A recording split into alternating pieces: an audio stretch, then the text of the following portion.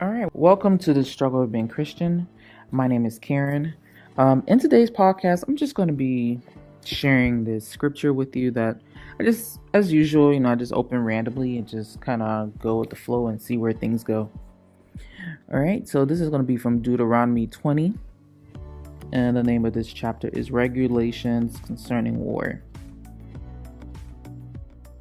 When you go out to fight your enemies and you face horses and chariots and an army greater than your own, do not be afraid. The Lord your God, who brought you out of the land of Egypt, is with you.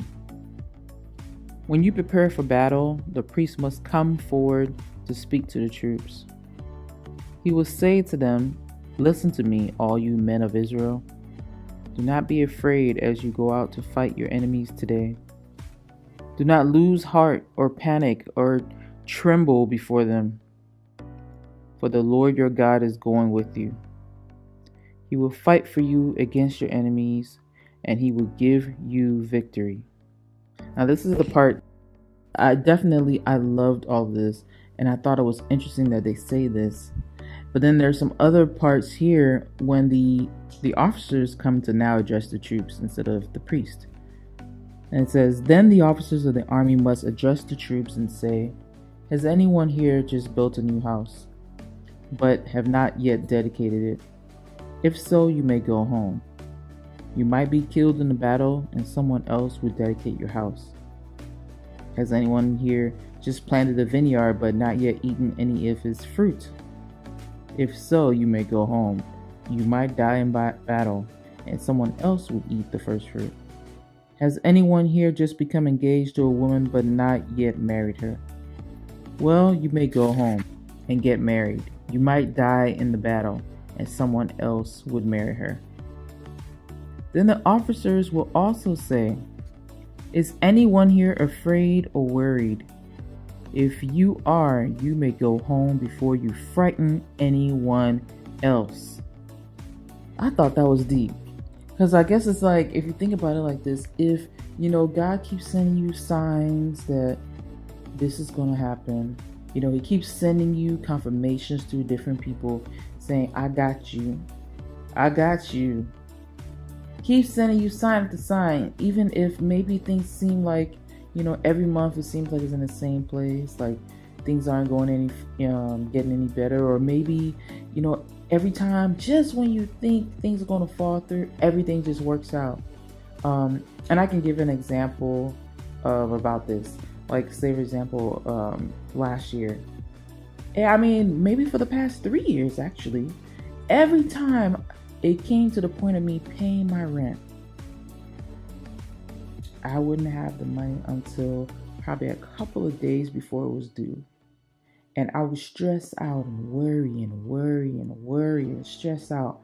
And then all of a sudden it would show up. And up to that point, I'll be praying to God, "God, please send me this. Please send me the money for this. I can't do this. I don't know how much I can take. La, la, la, la." And then all of a sudden it would show up, and I'll be like, "Thank you so much, Lord. You always do. You always take care of me. You never come, you never fall short." And then next month, I will go through the same episode all over again. No faith whatsoever in what God has done month after month after month after month. And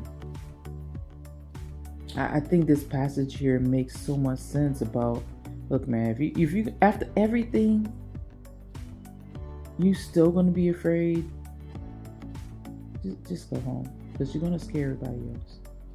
And I was like, that's deep, but I still love the first part of the scripture, which is reminding you that, you're gonna face stuff. You're gonna face battles with your enemies. And I mean, your enemies, if you could replace that with, you could face battles, in your marriage. You could face battles in the relationship with your family. You could face battles with your co-workers or your boss. You could face battles with your business. Are you kidding me? And with people that you do work for. But what it says here is, you may face horses and chariots and an army that's greater than your own. but do not be afraid. The Lord your God has brought you out of the land of Egypt and is with you. It's like, man, the Lord has done all this stuff and you still over here bugging. He's like part of the Red Sea for you and you still bugging. He's dropped manna from the sky for you when there was nothing. You still bugging. He's brought the clouds and put it over you so the sun wouldn't like beam down on you and burn you, and provided for you, and you still bugging. You were thirsty and Moses hit the rock and the water came out. Yes, it may all look like simple things, but when I have to remind and ask myself, when was the last time that I've ever truly ever been without? And honestly, there's not one time. It may have looked like it. It may have seemed perilous. It may have seemed hopeless. But was it truly? No, because God was with me.